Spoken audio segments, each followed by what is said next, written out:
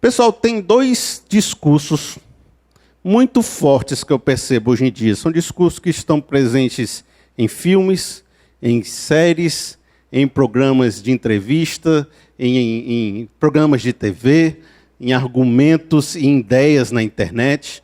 São discursos muito fortes. São discursos que eu entendo até a razão deles existir e do momento que a gente está vivendo uma sociedade pós-moderna, mais líquida, chama, né? Modernidade líquida. Que esse pessoal mais milenial também, que tem uma dificuldadezinha às vezes, tem um discurso que está mais forte assim. Ó. O primeiro discurso é dizendo assim, olha, você não é culpado do que aconteceu. As coisas acontecem. Você não se martirize. As coisas são assim. Ninguém tem culpa. A culpa, a verdade, a gente vive num mundo aflitivo, complicado, e você não tem culpa do que está acontecendo. Né? Esse é um discurso que tem. O outro discurso que tem é um que diz assim, e tudo vai dar certo. Você vai ver que tudo vai dar certo no final, que tudo vai acontecer bem, que as coisas vão ir para o melhor caminho, que no final vai estar assim, todo mundo feliz e maravilhoso, e alegre, contente e resolvido. Que a vida caminha para uma resolução sempre positiva, né? Tudo vai acabar bem. Meu irmão, tudo vai acabar bem. E não foi culpa sua. Esse discurso é um discurso muito comum hoje em dia. Porque está muito difícil as pessoas hoje identificarem e dizerem assim, rapaz, eu errei. Eu me desculpa. Está muito mais difícil esse discurso de dizer assim, rapaz, eu pequei. Eu sou uma pessoa que cometi algo errado. Eu preciso pedir perdão, eu causei mal a alguém. Esse discurso está mais oculto hoje. Porque as pessoas estão com medo de se ferir, de se entender como uma pessoa que causou algum mal. Então as pessoas normalmente estão fazendo esse discurso para acalmar o indivíduo. Meu amigo, acalma o seu coração, você não é culpado, você está bem. Eu, como pastor, eu tenho dificuldade às vezes com esse discurso. E eu, como discipulador, principalmente, discipulador, eu sempre fui antes de ser pastor, é aquela pessoa que é tipo mestre, né? Jesus pegou os discípulos, arruma o pessoal e manda embora, né? Então eu sou meio discipulador, eu pego um pessoal às vezes, converso, dou uma direção, empurro a pessoa e a pessoa vai. Eu sei o poder de você fazer ações positivas. O que é ação positiva? É dizer assim, meu irmão, você tem que investir nesse seu negócio, você tem que acreditar, você tem que sair de manhã, foca nisso, vai embora que você vai dar certo. A pessoa começa a focar, estudar, botar a força em dia, acordar de manhã com alegria, com perseverança, com fé. O que acontece? O negócio cresce, não cresce? Desenvolve, vai para frente, o cara ganha salário. Então ele fez algo positivo que resultou em frutos positivos, que são consequência das ações positivas dele. E a pessoa começa a ganhar mais dinheiro, conseguir coisas. Quando a pessoa não consegue, mesmo se esforçando, aí a gente diz, foi uma situação, foi uma complicação. Mas essas são as exceções. O normal é, se você trabalhou todo mês todinho, o que você ganha no final do mês? O salário, não é não? Você sustenta a sua família, você faz as coisas. Inversamente a esse conceito, significa o quê? Que se você fizer tudo de errado na sua vida, se você não prestar atenção nas coisas que você faz, se você tiver atitudes erradas, se você não trocar os pés pelas mãos, não cuidar das coisas que Deus colocou na sua mão, o que acontece? Acontece que você vai colher destruição. Vai colher um casamento complicado, vai colher filhos distantes, vai colher amizades destruídas, vai colher finanças ruins, como fruto e consequência das suas ações. Pode ser que aqui e acolá tenha um irmão que não tem culpa nenhuma do que aconteceu, não é? Mas não é toda vez, não é toda hora. Muitas coisas não são culpa sua. Porém, outras tantas são consequências diretas das suas ações. Por isso que hoje eu quero falar sobre pecados e consequências. Certo? Pecados e consequências. Porque pecados têm consequências. Ok? Combinado? Eu vou pegar um texto bíblico, que ele é um texto pesado, certo? Difícil. Mas É bom assim, né? Quando você vai falar de pecado, você pegar um texto leve nem tem graça, né? É bom pegar um texto assim que a pessoa sai assim refletindo, pensando no temor de Deus, né? Aí depois a pessoa esquece na semana. Mas agora a gente faz a força com texto forte. Não tinha como deixar de ser a pessoa que é o exemplo da maior coragem e da maior bagaceira na Bíblia, que é Davi, né? Só que eu não vou pegar a parte que ele fez as coisas ruins, eu vou pegar logo da parte que Deus estava dando uma bronca nele. Todo mundo sabe que Davi foi o rei escolhido por Deus para substituir Saul, que era um rei rebelde, ruim, assassino, complicado. E Davi foi esse rei segundo o coração de Deus, bacana, mas chegou um ponto na vida dele que ele decidiu meter os pés pelas mãos, foi atrás de uma mulher que não era dele, mentiu para ocultar as coisas, engravidou a mulher, acabou levando o rapaz para ser assassinado, para esconder o seu pecado. Fez uma conspiração, uma confusão, um engano complicado e achou que estava tudo bem. Que conseguiu ocultar o seu pecado. E aí veio o profeta Natan, deu uma coça em cima dele. Vou pegar alguns momentos disso, dividir o texto em alguns momentos, e eu vou trazer 4 lições, 4 conselhos para a gente, certo? Olha, a primeira parte do texto que nós vamos ler, às vezes eu pulo nos versículos para ficar mais dinâmico, certo? Olha só. E o Senhor enviou a Davi o profeta Natan. Ao chegar, ele disse a Davi. Davi achou que estava tudo resolvido, certo? Ninguém ia saber das confusões dele. Aí Deus enviou o profeta para falar com Davi. Aí no 7 diz assim, aí vai ter uma historinha que ele conta, mas vou partir logo para o 7. Assim diz o Senhor, o Deus de Israel. Eu ungi rei de Israel e o livrei-o das mãos de Saul. Dei-lhe a casa e as mulheres do seu senhor. Dei-lhe a nação de Israel e Judá. E se isso tudo não fosse o suficiente, eu lhe teria dado mais ainda. Por que você desprezou a palavra do Senhor fazendo o que ele reprova? Você matou Urias, o hitita, com a espada dos amonitas e ficou com a mulher dele. Por isso, a espada nunca se afastará da sua família, pois você me desprezou e tomou a mulher de Urias, o hitita, para ser sua mulher. Assim diz o Senhor, de sua própria família trarei desgraça sobre você. Tomarei as suas mulheres diante dos seus próprios olhos e a darei a outro. É difícil, é um texto complicado, é pesado. E ele se deitará com elas em plena luz do dia. Você fez isso às escondidas, mas eu farei diante de todo Israel em plena luz do dia. Então Davi disse a Natan, pequei contra o Senhor. E depois de ser confrontado e mostrado para ele o que ele estava fazendo e como Deus estava chateado com ele, ele se entende como um pecador e diz, eu sou culpado, eu pequei. E tem outras coisas mais até cabulosas para frente, a gente vai pegar mais para frente aqui o texto. Vamos começar com algumas lições. A primeira liçãozinha que eu tenho para você está aqui em 2 Samuel 12:7. A gente leu, diz assim, ó, eu ungi rei de Israel e o livrei das mãos de Saul.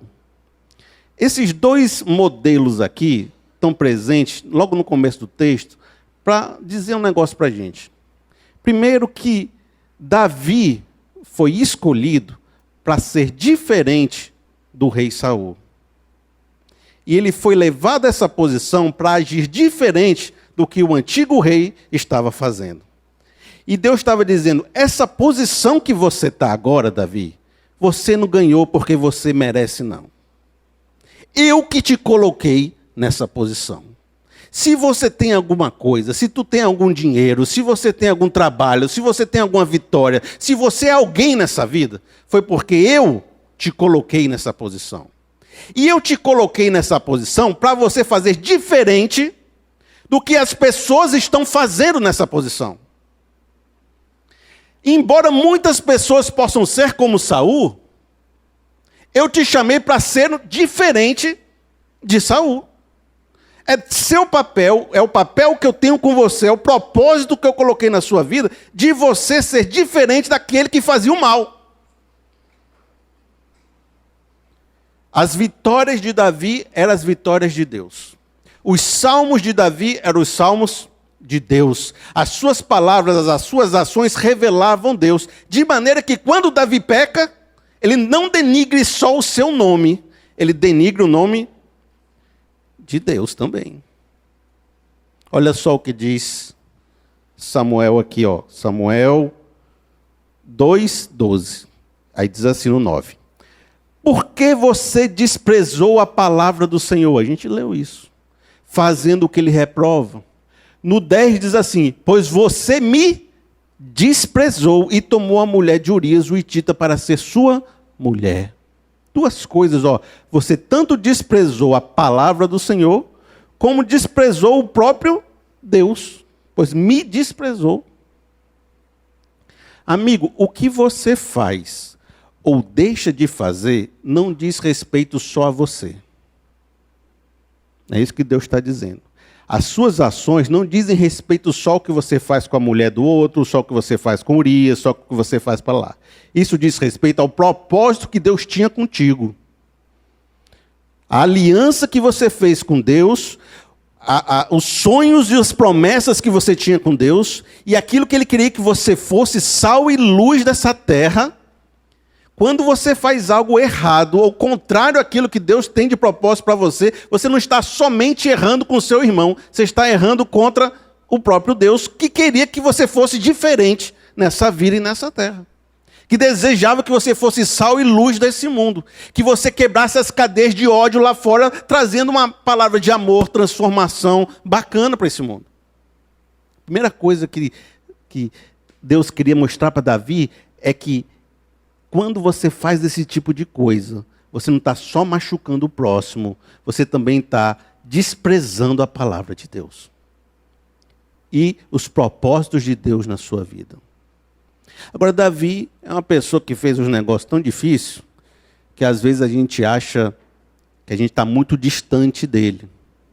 E é importante você não fazer essa desconexão, pois a Bíblia falou que todos pecamos e destituídos da glória de Deus estamos. De maneira que todos nós somos Davi.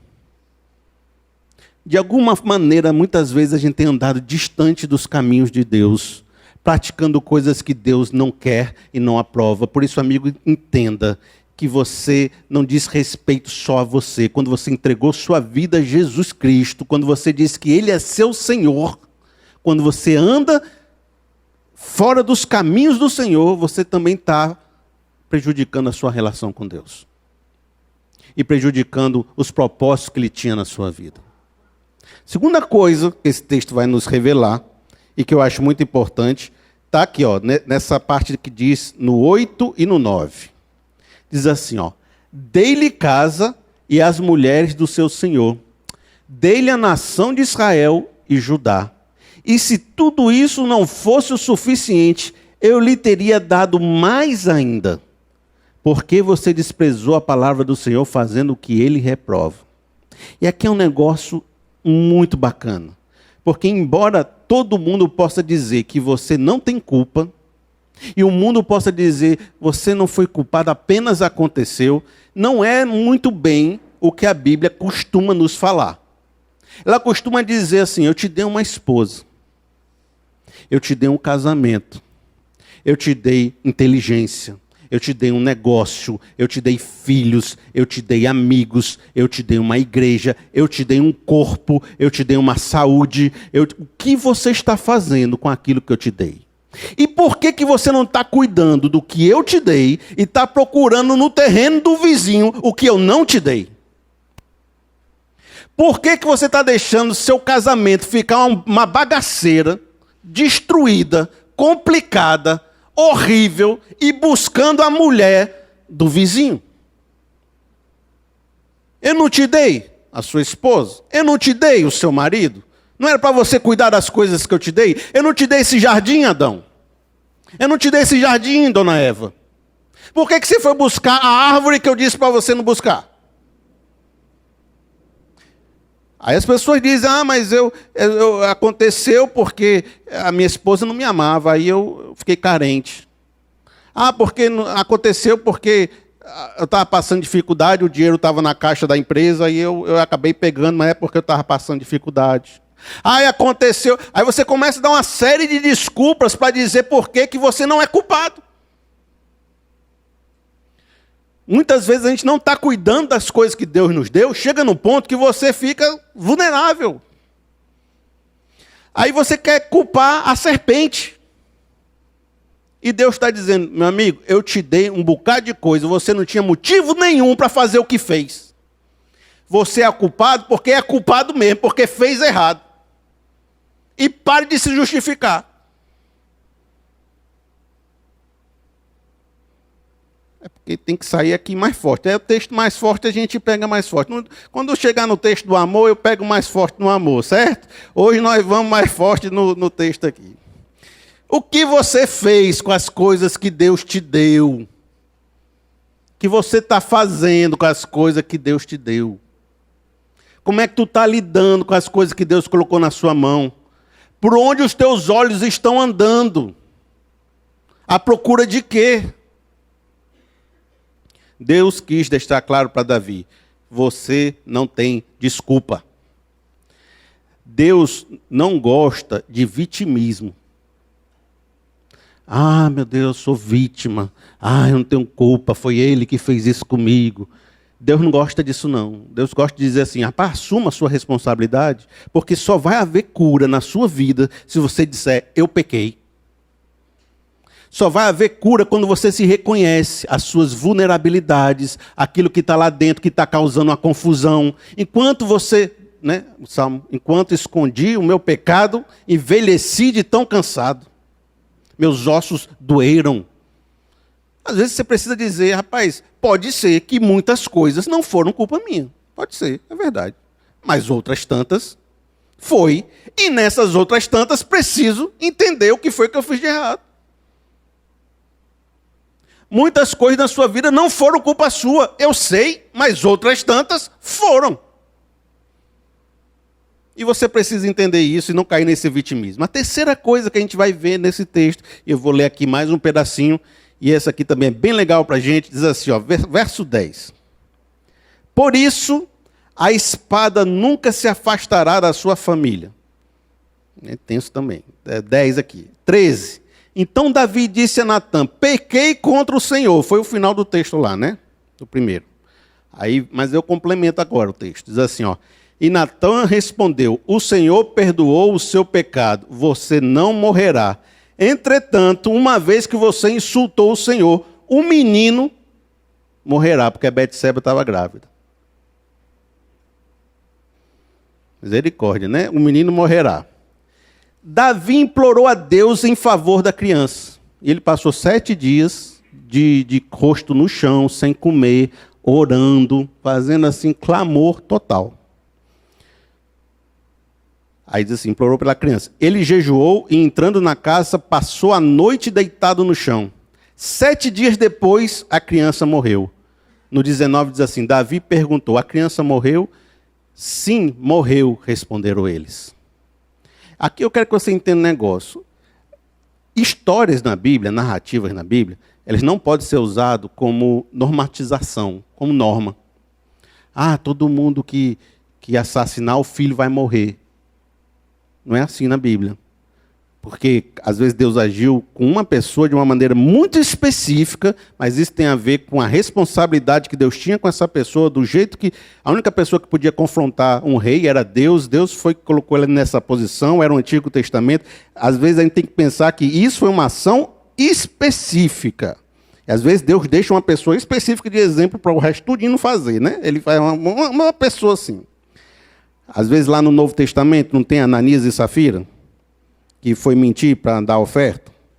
Aí disse que tinha vendido a casa por não sei quantos mil, entregou só metade para dizer que estava bonzão. Aí o que aconteceu? Morreu os dois. Na hora que estava falando com Pedro.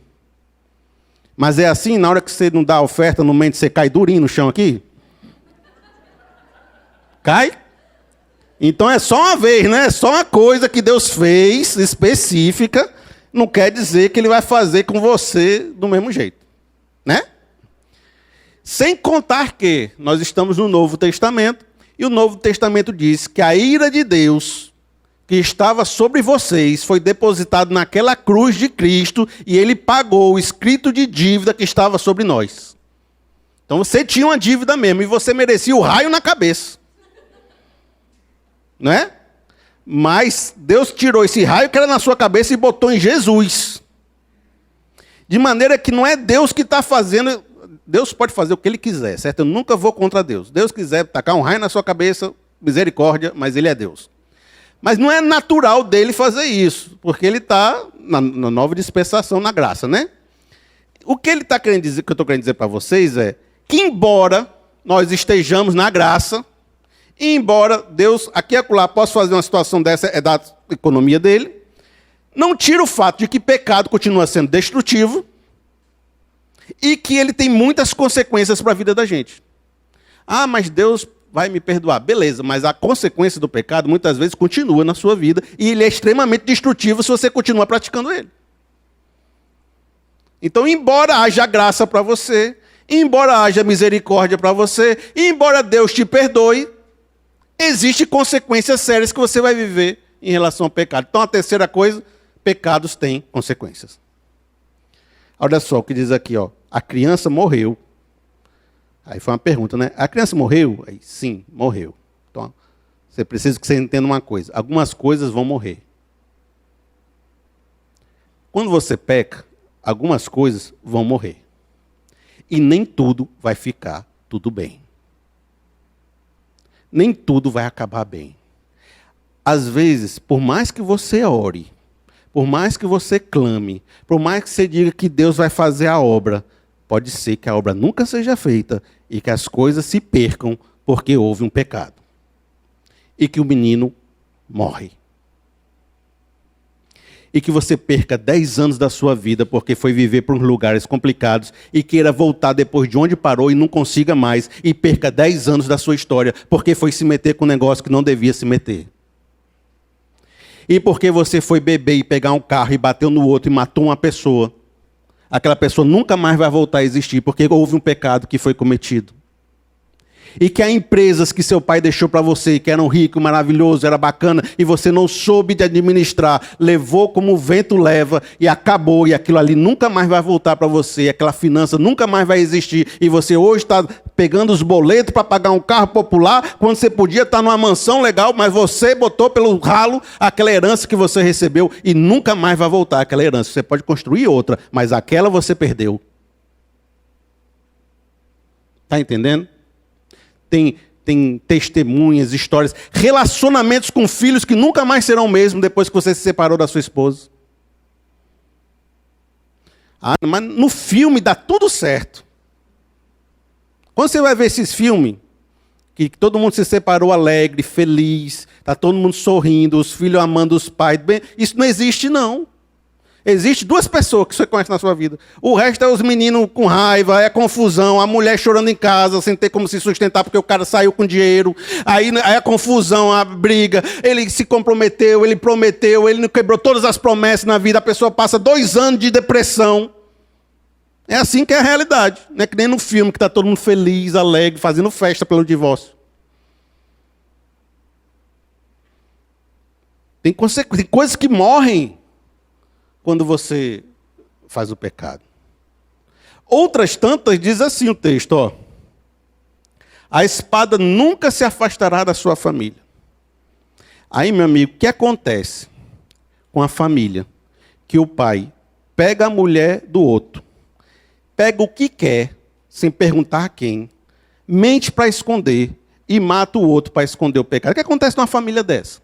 Os meninos crescendo, vendo o exemplo do pai, os meninos crescendo. Os meninos também fizeram a mesma coisa.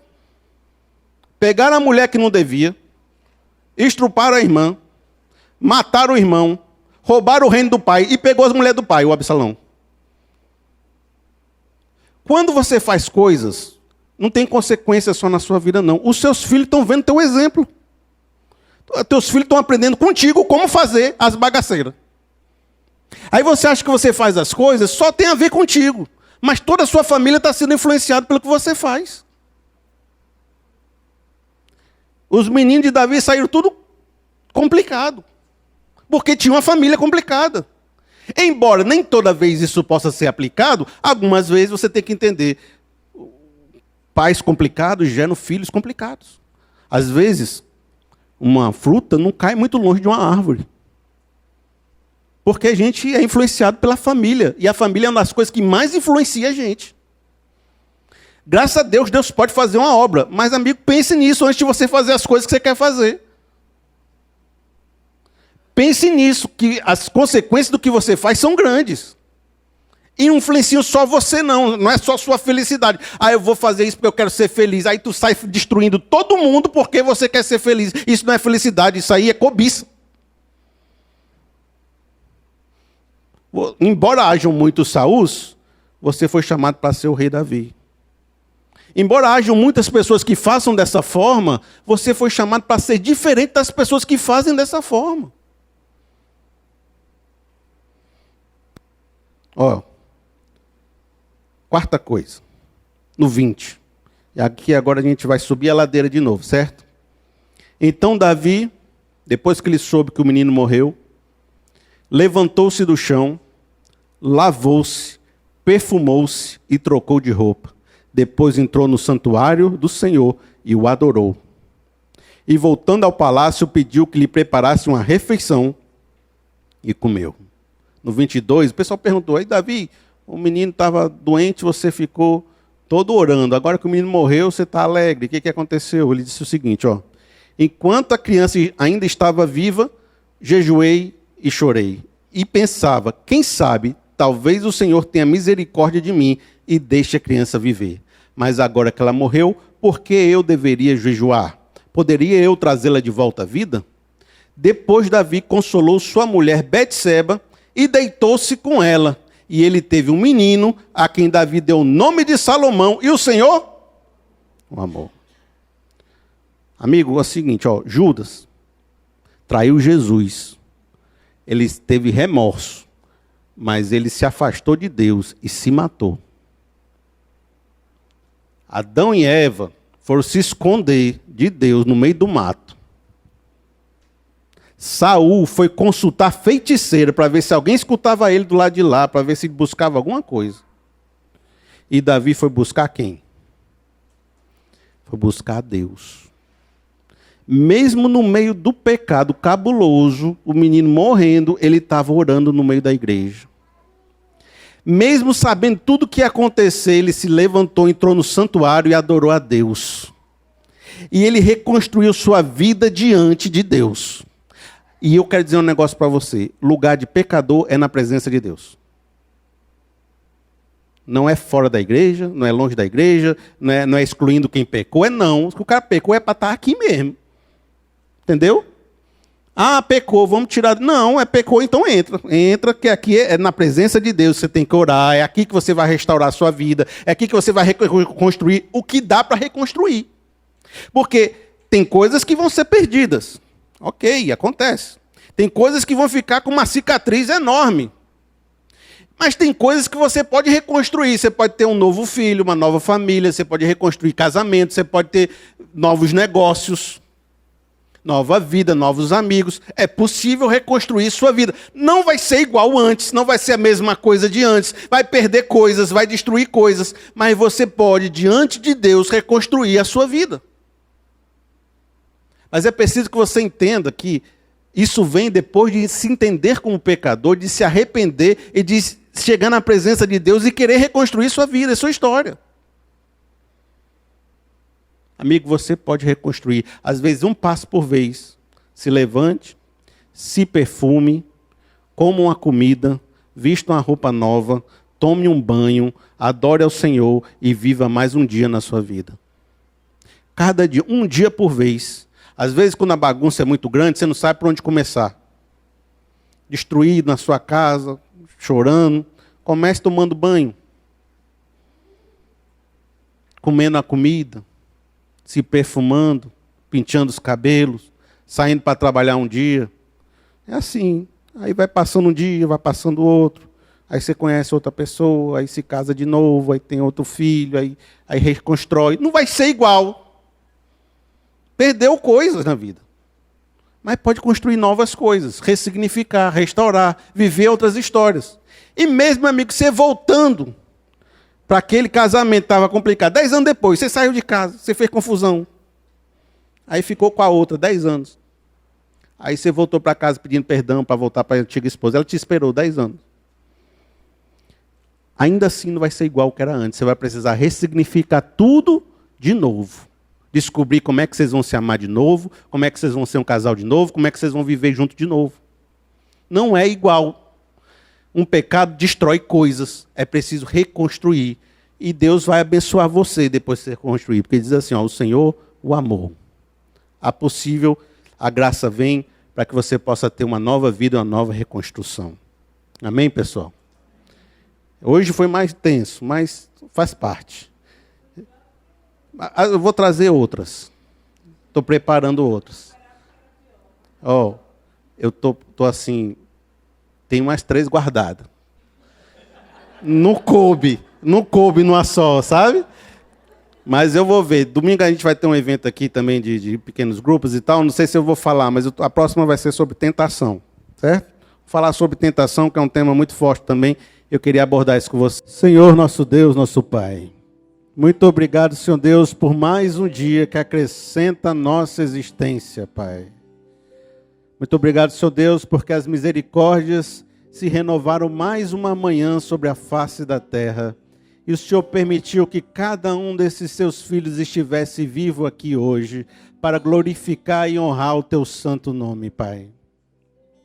Porque fomos escolhidos, porque fomos amados, fomos abraçados pela sua grande misericórdia e a sua grande graça sobre nós, Pai. Por isso, estamos aqui para dizer, Pai, que escolhemos a Ti.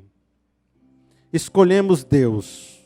Embora haja muitas escolhas nesse mundo, muitas delas não nos atraem mais, porque nós escolhemos andar segundo o nosso amigo Deus, nosso Senhor Jesus Cristo, nosso Deus amado.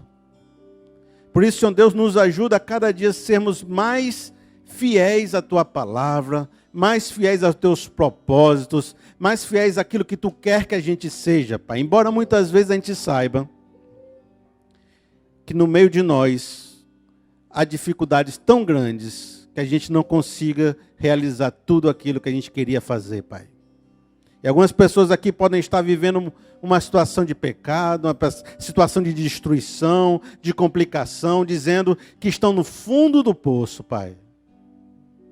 Mas lá do fundo do poço, eles erguem a mão, olham para cima e dizem, Senhor, me retira desse lama, desse poço de charco, Pai, e me coloca os meus pés firmes sobre uma rocha, Pai. Coloca um cântico novo na minha boca e que eu possa glorificar novamente ao Senhor Deus com uma nova história, com uma coisa renovada, com uma vida transformada pelo poder do Teu Espírito Santo. Por isso, Senhor Deus, se alguém tem esse sentimento, que o Senhor possa levantar esse cidadão e possa dar o poder do Teu Espírito Santo para que ele possa viver uma novidade de vida agora. E que as coisas que ele pratica e faz, ele sinta nojo agora, a partir de agora. Porque nos ajuda, Pai, porque se não for pelo Teu Espírito Santo, a gente não consegue chegar lá. Envia Teus anjos, Pai, para acampar ao redor do Teu povo, Pai. Afasta de nós os exércitos do mal. Que eles estejam repreendidos em nome de Jesus. Esteja conosco, Pai. Nos ajuda. Em nome de Jesus. Amém.